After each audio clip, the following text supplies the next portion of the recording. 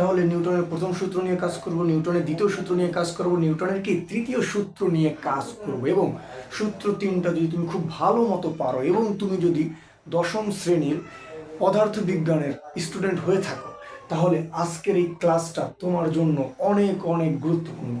তাহলে প্রথমে শুরু করছি নিউটনের প্রথম সূত্র দিয়ে।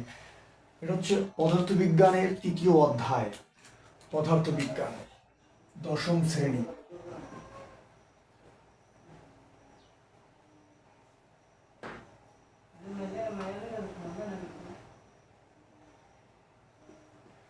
দশম শ্রেণী পদার্থবিজ্ঞান অধ্যায় 3।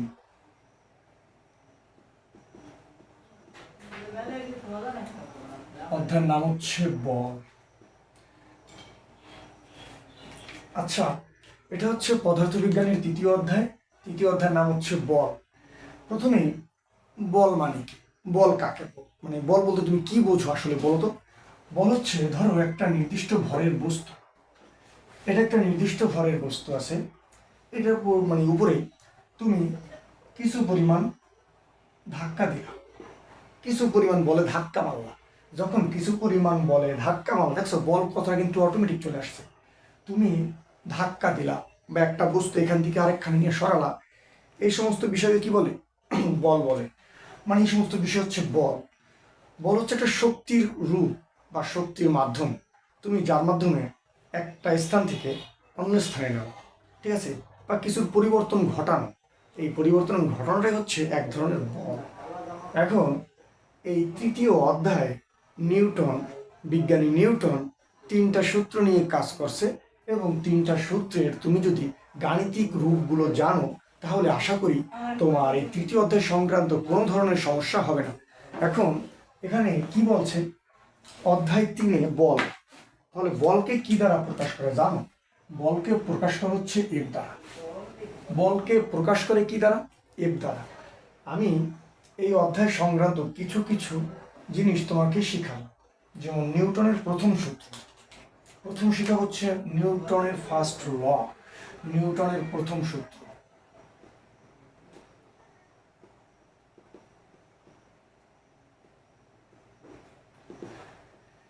নিউটনের প্রথম সূত্রে নিউটন কি বলছে? নিউটন বলছে হচ্ছে, একটা স্থির বস্তুকে বাইরে থেকে বল প্রয়োগ না করলে, একটা স্থির বস্তুকে বাইরে থেকে বল প্রয়োগ না করলে স্থির বস্তুটা চিরকাল স্থির, এবং একটা গতিশীল বস্তুকে তাকেও যদি বাইরে থেকে কোনো বল প্রয়োগ করা না হয়, তাহলে ওই বস্তুটাও চিরকাল গতিশীল থাকবে। এই বস্তুটা হচ্ছে নিউটনের প্রথম সূত্র। আবার এই বস্তুটাকে আমরা জড়তা সংক্রান্তে নিতে পারি। জড়তা একই জিনিস, নিউটনের প্রথম সূত্রও যা, জড়তাও তাই। তাহলে দেখি নিউটনের প্রথম সূত্রটা কি। নিউটনের প্রথম সূত্র হচ্ছে জড়তা। বাইরে থেকে বল প্রয়োগ না করলে,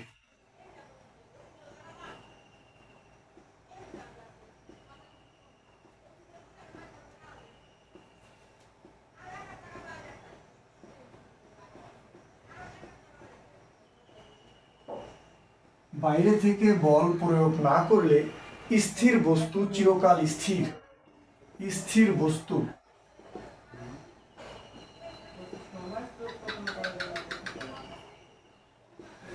বাইরে থেকে বল প্রয়োগ না করলে স্থির বস্তু চিরকাল স্থির,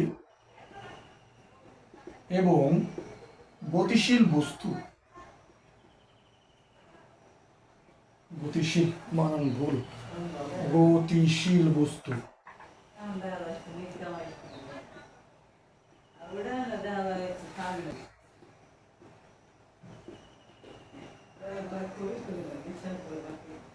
চিরকাল গতিশীল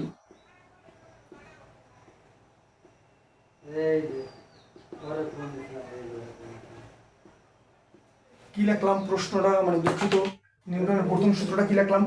এখানে লিখছে হচ্ছে, বাইরে থেকে বল প্রয়োগ না করলে স্থির বস্তু চিরকাল স্থির, কয়কাল? চিরকাল স্থির, এবং গতিশীল বস্তু চিরকাল গতিশীল থাকতে চাওয়ার প্রবণতা। এটা হচ্ছে নিউটনের প্রথম সূত্র। অথবা যদি তোমার প্রশ্নতে আসে জড়তা কাকে বলে, তখন তুমি এই একই কথা লিখে দাও, বাইরে থেকে বল প্রয়োগ না করলে স্থির বস্তু চিরকাল স্থির, এবং গতিশীল বস্তু চিরকাল গতিশীল থাকতে চাওয়ার প্রবণতা হলো জড়তা। একই কথা তুমি লিখতে পারো। তাহলে আমরা এটা গাণিতিক রূপে যদি যেতে চাই তাহলে কি পারি, মনে করো একটা টেবিল আছে এখানে, এই টেবিলের উপর একটা নির্দিষ্ট ভরের বস্তু আছে, ভর। আচ্ছা, ভরকে কি দ্বারা প্রকাশ করে? ভরকে প্রকাশ করা হচ্ছে এম দ্বারা, ভর সমান এম, এবং ভরের একক হচ্ছে কেজি। ভরের একক কি? কেজি।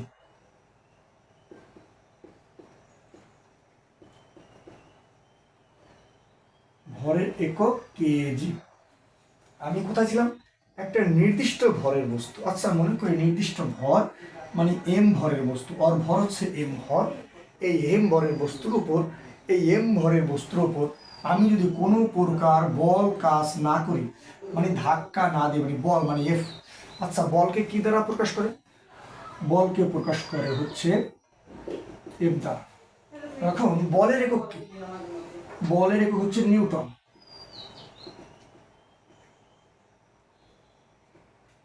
এম দ্বারা নিউটন। বিজ্ঞানী নিউটন যেহেতু বল নিয়ে কাজ করছে, তাই বলের একক হচ্ছে নিউটন। আমি কি বললাম? একটা বস্তুকে, নির্দিষ্ট ভরের বস্তুকে বা এম ভরের বস্তুকে আমি যদি বাইরে থেকে কোনো প্রকার বল না দেই, কি না দিই, বল না দিই, তাহলে এফ কত? এফ কত বলো তো? এফ হচ্ছে 0। বল না দিলে তো এফ 0 হয়। তুমি বাইরে থেকে কোনো প্রকার বল দিলা না, তাহলে এটা যদি স্থির বস্তু থাকে তাহলে ও চিরকাল স্থির। এবং একটা গতিশীল বস্তুকে যদি বাইরে থেকে কোনো প্রকার বল না দেওয়া হয়, বাধা না দেওয়া হয়, তাহলে চিরকাল গতিশীল থাকবে। এই বস্তুর হচ্ছে নিউটনের প্রথম সূত্র। এখন নিউটনের প্রথম সূত্রে যদি বল প্রয়োগ না করো তাহলে আদিবেগ, ইউ দ্বারা বোঝাচ্ছে আদিবেগ, এবং ভি দ্বারা বোঝা হচ্ছে শেষ বেগ। মানে নিউটনের প্রথম সূত্রে যদি তুমি বল প্রয়োগ না করো তাহলে আদিবেগ এবং শেষ বেগ কি হয়? একই হয়। কারণ বস্তুর অবস্থার তো কোনো পরিবর্তন হয় না। আচ্ছা, বস্তুর অবস্থার যদি পরিবর্তন না হয় তাহলে কি বেগের পরিবর্তন হয়? না, বেগের পরিবর্তন হয় না। বেগের পরিবর্তন করতে হইলে আমাদের অবশ্যই বল প্রয়োগ করতে হবে। যখনই তুমি বল প্রয়োগ করবা তখন এটা নিউটনের দ্বিতীয় সূত্র অথবা নিউটনের তৃতীয় সূত্র করে গেল। আর নিউটনের প্রথম সূত্রে সম্পূর্ণই বলছে বাইরে থেকে বল প্রয়োগ না করলে, বাইরে থেকে বল প্রয়োগ না করলে, যে বল প্রয়োগ না করলে, দেখছো? তাহলে এখানে কি প্রয়োগ করতে পারবো না, সবসময় কি হবে তোমার? 0। ওকে, তাহলে তাহলে কি বুঝি? নিউটনের প্রথম সূত্রে আমরা বল প্রয়োগ করি না। বল প্রয়োগ না করলে কি হয়? আদি বেগ এবং শেষ বেগ একই থাকে।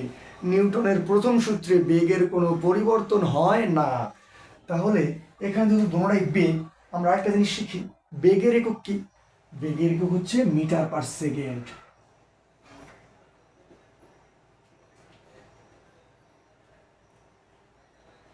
ms inverse 1। বেগের একক হচ্ছে মিটার পার সেকেন্ড। এবং বেগকে কি দ্বারা প্রকাশ করে? হ্যাঁ, আদি বেগকে ইউ দ্বারা প্রকাশ করে, শেষ বেগকে ভি দ্বারা প্রকাশ করে। তাহলে বেগের যেহেতু পরিবর্তন হয় না নিউটনের প্রথম সূত্রে, তাহলে আদি বেগ সমান শেষ বেগ। আদি বেগ সমান কি? শেষ বেগ। এটা কি নিউটনের প্রথম সূত্রের একটা গাণিতিক রূপ। ঠিক আছে? আচ্ছা, আমাদের ক্লিয়ার করি যে কখন আদিবেগ ও শেষ বেগ সমান হয়, বা নিউটনের কোন সূত্রে আদিবেগ এবং শেষ বেগ সমান থাকে। এটা হচ্ছে সরাসরি ডাইরেক্ট বলো প্রথম সূত্রে। কারণ এখানে তুমি বল প্রয়োগ করো নাই, বল প্রয়োগ না করলে বস্তুর অবস্থার কোনো পরিবর্তন হয় না। বস্তুর অবস্থার পরিবর্তন না হলে আদিবেগ এবং শেষ বেগ কি থাকে? সমান থাকে। এটা হচ্ছে নিউটনের প্রথম সূত্র। আমি নিউটনের প্রথম সূত্রে আর কিছু দেখি না। তুমি নিউটনের প্রথম সূত্রে তুমি জড়তা সংক্রান্ত যত প্রকার প্রশ্ন সব পারবা। যেমন এই ধরনের প্রশ্ন করে না, ধরো তুমি বাসে বসে আছো, মানে একটা গতিশীল বাস, বাসে বসে থাকার পরে বা জানলা দিয়ে যখন বাইরের দিকে তাকাও দেখবা গাছগুলো পিছনের দিকে ছুটতেছে মনে হচ্ছে, এটা কি একটা জড়তার উদাহরণ। ঠিক আছে? তারপরে যখন বাস চালক চলন্ত বাসে ব্রেক করে তখন যাত্রীরা কি করে? সামনের দিকে ঝুঁকে যায়। এই ঝুঁকে যাওয়াটাও কি একটা জড়তার উদাহরণ। আবার যখন একটা স্থির গাড়ি থাকে, ড্রাইভার গাড়িটাকে স্টার্ট করে রানিং করা শুরু করে বা টান দেওয়া শুরু করে, তখন আমরা কি করি? পিছনের দিকে ঝুঁকে পড়ি। এইটাও এক ধরনের জড়তার উদাহরণ। তুমি নিউটনের প্রথম সূত্র পারলে এই কটা জিনিস বুঝবা, তারপরে হচ্ছে জড়তা সংক্রান্ত তোমার মানে ভয় দূর হবে। তাহলে নিউটনের দ্বিতীয় সূত্রে কি আছে? এখন নিউটনের দ্বিতীয় সূত্র নিয়ে আমরা কাজ করব। এখানে নিউটনের প্রথম সূত্রে কিন্তু বল প্রয়োগ করে নাই, আর নিউটনের দ্বিতীয় সূত্রেই বল প্রয়োগ করছে। নিউটনের প্রথম সূত্রে বল প্রয়োগ করে নাই, নিউটনের দ্বিতীয় সূত্রে কি করছে? বল প্রয়োগ করছে। এখন নিউটনের দ্বিতীয় সূত্র নিয়ে হচ্ছে সকল প্রকার ম্যাথমেটিক খেলা, ঠিক আছে, মানে গণিতের যত সব খেলা আছে নিউটনের দ্বিতীয় সূত্র দিয়া। তাহলে একটু শিখি নিউটনের দ্বিতীয় সূত্রটা কি। নিউটনের দ্বিতীয় সূত্র, নিউটনের দ্বিতীয় সূত্র এইভাবে বলছে যে বাহ্যিক বল প্রয়োগ করলে বা বাইরে থেকে বল প্রয়োগ করলে বস্তুর ভরবেগের পরিবর্তনের হার তার উপর প্রযুক্ত বলের সমানুপাতিক। নিউটনের দ্বিতীয় সূত্রে কি বলছে? বাইরে থেকে বল প্রয়োগ করলে বস্তুর ভরবেগের পরিবর্তনের হার তার উপর প্রযুক্ত বলের সমানুপাতিক। আমি লিখি,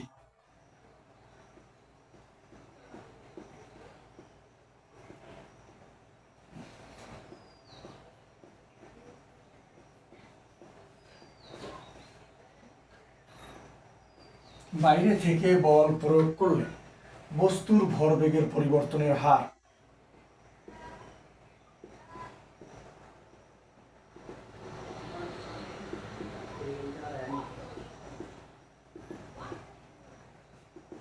বাইরে থেকে বল প্রয়োগ করলে বস্তুর ভরবেগের পরিবর্তনের হার তার উপর প্রযুক্ত বলের সমানুপাতিক।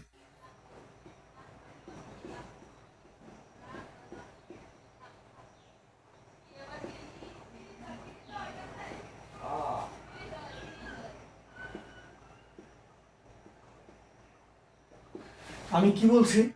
এই সূত্রটা থেকে আমাদের গাণিতিক রূপ আছে, তুমি সহজে বোঝো। নিউটনের দ্বিতীয় সূত্র, বাইরে থেকে বল প্রয়োগ করলে বস্তুর ভরবেগের পরিবর্তনের হার তার উপর প্রযুক্ত বলের সমানুপাতিক। সবচেয়ে সহজ উপায় কি? তোমরা সবাই জানো নিউটনের দ্বিতীয় সূত্রটা কি? মা এরকম, যেমন আমরা সবাই কি জানি, F সমান সমান এম এ। এরকম সূত্র তোমরা যারা পড়ছো, মানে 6-এ দেওয়া থাকে না, অবশ্য 7, 8, 9, মানে 8, 9 তো আছেই, মানে 7, 8 এভেলেবেল দেওয়া আছে। আরেকটা সূত্র দেওয়া যায়, তারা হচ্ছে ত্বরণের সূত্র, এরকম এ সমান বেগের পরিবর্তন আদি বেগ মাইনাস শেষ বেগ by T, V minus U by T. এটা হচ্ছে কি ত্বরণের সূত্র, A equal V minus U by T. এটা হচ্ছে বেগের পরিবর্তন ভাগ সময়। এখন আমি যদি বলি যে নিউটনের দ্বিতীয় সূত্রের গাণিতিক রূপটা কি, দেখো একটা বস্তু, এটা একটা নির্দিষ্ট ভরের বস্তু, তুমি মনে করো কোন ভরের বস্তু? এম ভরের বস্তু, এর ভর এম। এখন এটা কি বলছে? বাইরে থেকে বল প্রয়োগ করলে, আমি যদি মনে করি এম ভরের বস্তুকে বাইরে থেকে বল প্রয়োগ করব, কি বল? মনে করো এফ বল প্রয়োগ করো, এই যে ধাক্কা মারলাম, এখানে যেটা বল প্রয়োগ করছে, আগেরটা হচ্ছে বল প্রয়োগ করি নাই, মানে এফ সমান সমান শূন্য ছিল। নিউটনের প্রথম সূত্র কি ছিল? প্রথম সূত্র, নিউটনের প্রথম সূত্র হচ্ছে আমরা বল প্রয়োগ করি নাই, কিন্তু দ্বিতীয় সূত্রে কিন্তু বল প্রয়োগ করছি। বাইরে থেকে বল প্রয়োগ করলে, এখানে বইলা দিছি, বাইরে থেকে বল প্রয়োগ করলে বস্তুর ভরবেগের পরিবর্তন। আচ্ছা একটু শিখি, এই বস্তুটার যদি বল প্রয়োগ করি, তুমি দেখো এই বস্তুটা বল প্রয়োগ করলে এখান থেকে এই সামনে কি যাইতে পারে না? পারে, যদি ওর ওজন কম হয় তুলনামূলক। যতটুকু পরিমাণ ওজন, আমরা ধরো এখানে একজন ব্যক্তি দাঁড়ায় আছে, ব্যক্তি একটা নির্দিষ্ট ভরে 10 কেজি 15 কেজি ভরের বস্তুকে ধাক্কা মারলো, ধাক্কা মেরে কিছু দূরে নিল, নিতে পারে না? হ্যাঁ পারে। এখন এই বস্তুটা এখান থেকে এইখানে গেল, তাহলে এখানে প্রথম অবস্থা কি অবস্থা? প্রথম অবস্থা। তার প্রথম অবস্থা বলতে আদি অবস্থা, আদি বেগ, আদি অবস্থা, বেগ দিয়ে পরে আদি অবস্থা, অবস্থা। এটা হচ্ছে কি তার শেষ অবস্থা।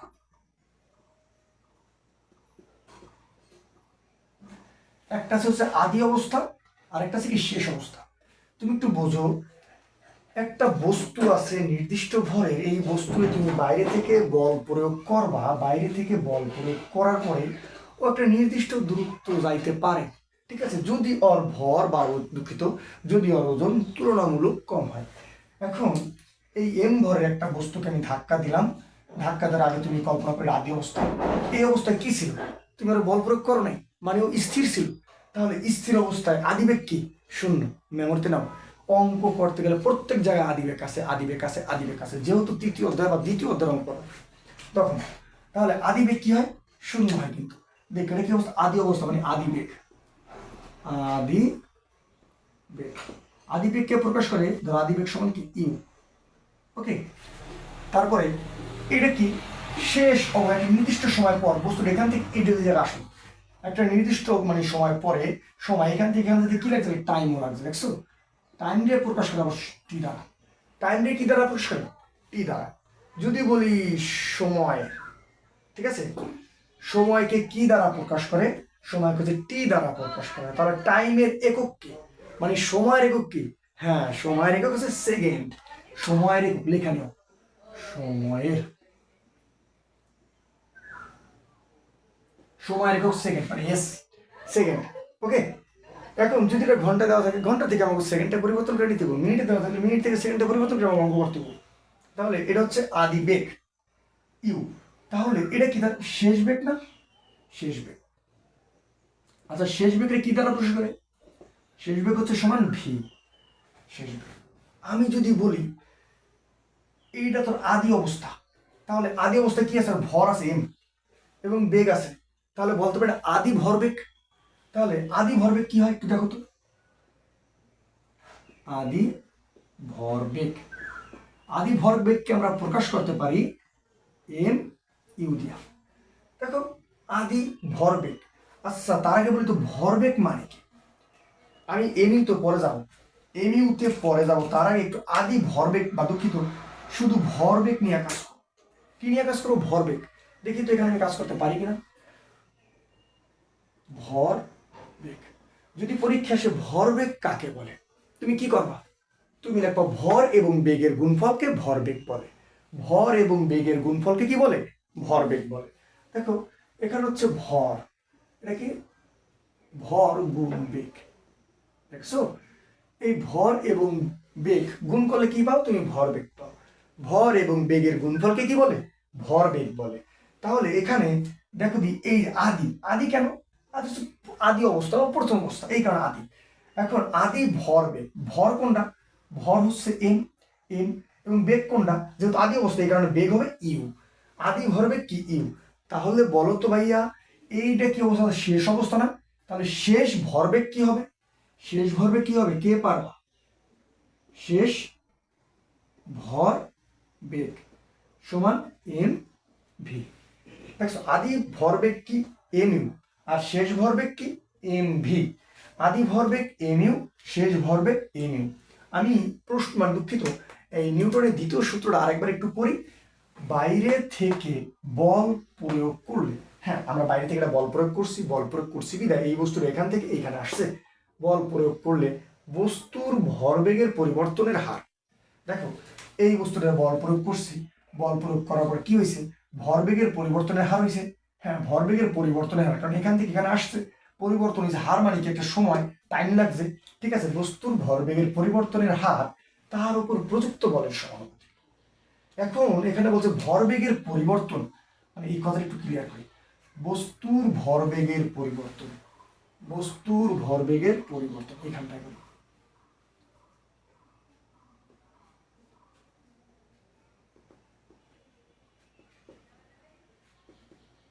ভরবেগের পরিবর্তন কি? ভরবেগের পরিবর্তন হচ্ছে এই শেষ ভরবেগ থেকে বিয়োগ করবা আদি ভরবেগ। শেষ ভরবেগ থেকে বিয়োগ করবা কি? আদি ভরবেগ। তাহলে শেষ ভরবেগ কি আছে? M V, M V minus আদি ভরবেগ কি আছে? M U. কি আছে? M U. কথা কি বুঝাইতে পারছি? আদি ভরবেগ, আদি ভরবেগ কি? দুঃখিত, ভরবেগের পরিবর্তন কি? ভরবেগের পরিবর্তন হচ্ছে শেষ ভরবেগ মাইনাস আদি ভরবেগ, এই পেলাম। এখন আমি যদি এখান থেকে একটু ক্লিয়ার করি, এখান থেকে আমি কি কমান নিতে পারি দেখো তো। এখান থেকে আমি এম কমান নেই, তাহলে কি থাকে? V minus U. পাইছি? এই দুইখান থেকে আমি এম কমান নিচ্ছি, থাকে ভি মাইনাস ইউ।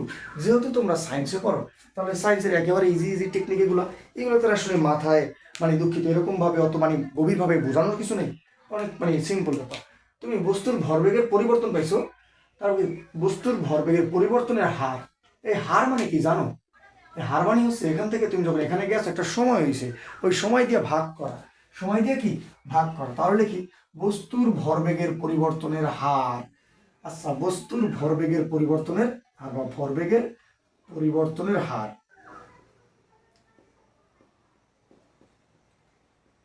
বস্তুর ভরবেগের পরিবর্তনের হার যখন কথাটা বলবো না, তখন তুমি ভাগ করে দেবে টাইম দিয়া। কি দিয়া? টাইম দিয়া।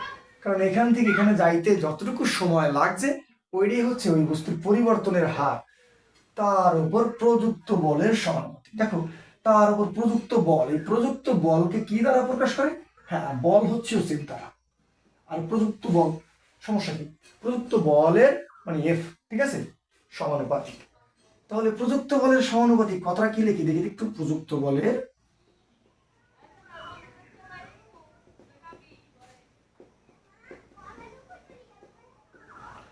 প্রযুক্ত বলের সমানুপাতিক কথাটা তুমি কিভাবে নিতে পারো?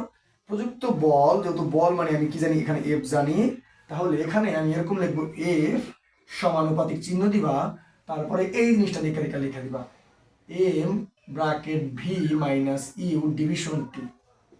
কথা কি বুঝতে পারছি?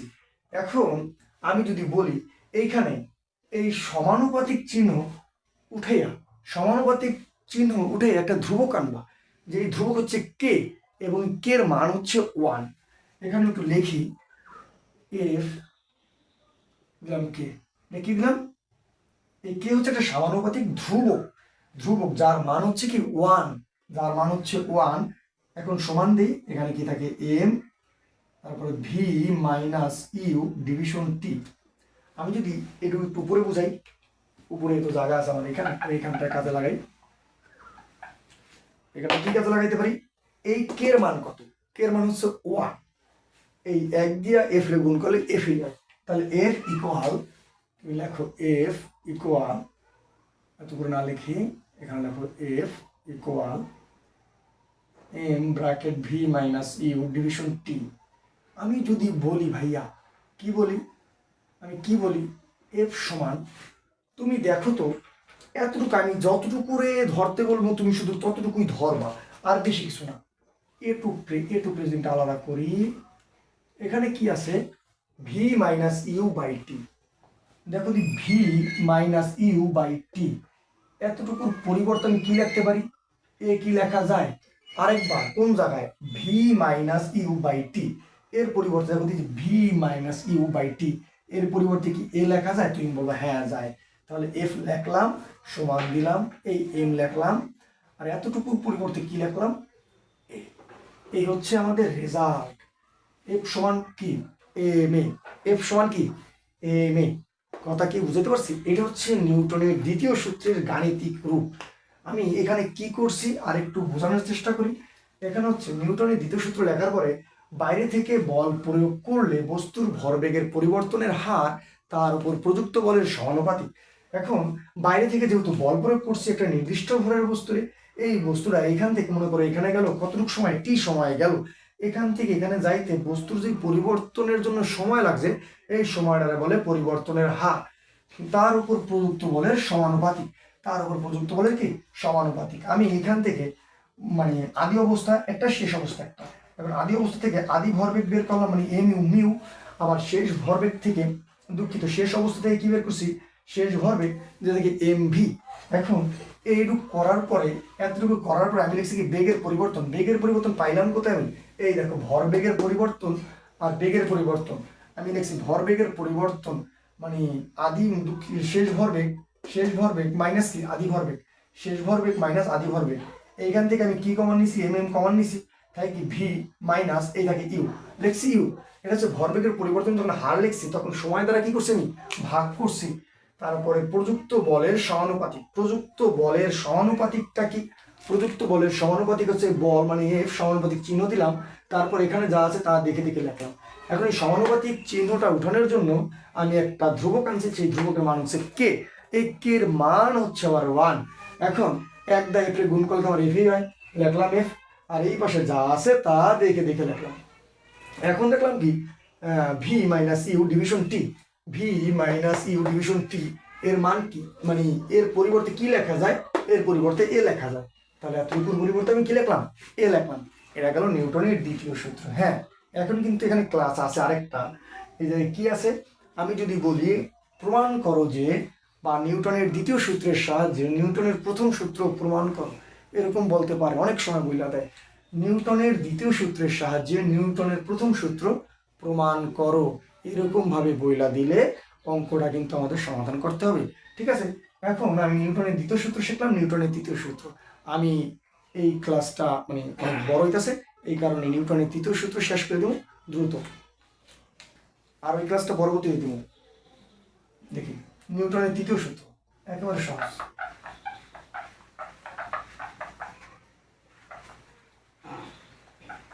নিউটনের তৃতীয় সূত্র,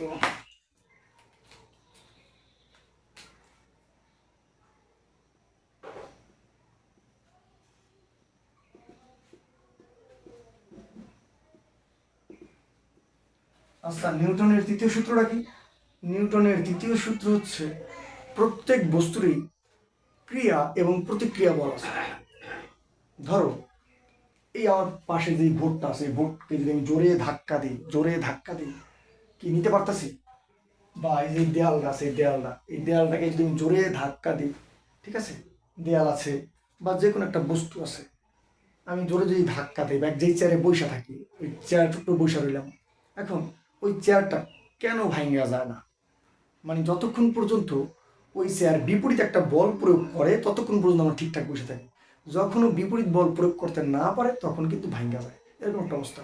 ঠিক আছে, তাহলে প্রত্যেক বস্তুই কিন্তু সমান ও বিপরীত বল প্রয়োগ করে। এটা হচ্ছে নিউটনের তৃতীয় সূত্র। ধর এটা একটা দেয়াল, এটা একটা দেয়াল, আমি সহজে বুঝাই। এখান থেকে একটা বল প্রয়োগ করার, এফ বলে ধাক্কা দিলাম, ঠিক আছে, ও কি করলো? পাল্টা একটা এফ বলে ধাক্কা দিল। কি বললো? পাল্টা একটা এফ বলে ধাক্কা দিল। তাহলে এই এফ একটা ধাক্কা দিল, এই এফ একটা ধাক্কা দিল, ঠিক আছে, সমানভাবে। এই কারণে হচ্ছে আমরা এই বস্তুটাকে পিছনের দিকে নিতে পারি না। এটা হচ্ছে নিউটনের তৃতীয় সূত্র। বাংলায় রূপটা কি? প্রত্যেক বস্তুরই ক্রিয়া ও প্রতিক্রিয়া বল রয়েছে। শেষ। তুমি যারে আঘাত করবো সে তোমার আঘাত করবো। মনে করো তুমি একজনের মারছো, ও কি তোমার ছেড়ে দিব? না, ও তোমার ফাঁকে মেলে মারবো। এখানে নিউটনের তৃতীয় সূত্র এই জিনিসটাই। ঠিক আছে, যারে যে আঘাত করে ঠিক সমান ও বিপরীতভাবে সমানভাবে আঘাত করে। ওকে।